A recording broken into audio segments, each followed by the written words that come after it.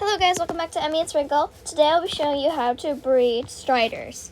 Also, please like and subscribe, it helps the YouTube algorithm, and this one is going to be a fast video. Okay, so let's just spawn 2 in. Also, a fact about striders is whenever they get in lava, they turn red. You find these in the nether only, unless you get super lucky or something. Okay, what you want to do is you want to get fungus, warped fungus, from the forest, the netherite. I call the netherite forests in the nether. So all you do is feed them like that.